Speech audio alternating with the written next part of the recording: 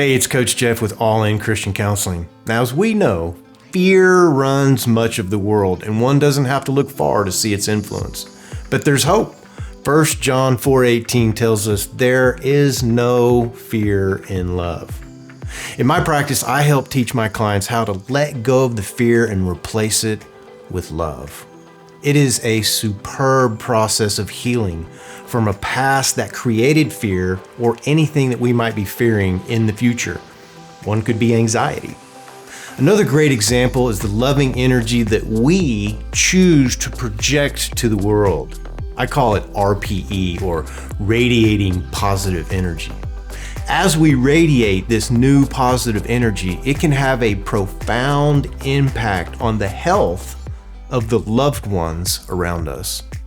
It can even affect our colleagues at work, maybe our boss, or maybe somebody you just meet for the very first time. Love works in all situations.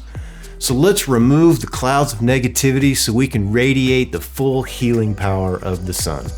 And moreover, remember, love always conquers fear. This is Coach Jeff, and I want what's best for you. Until next time, be well.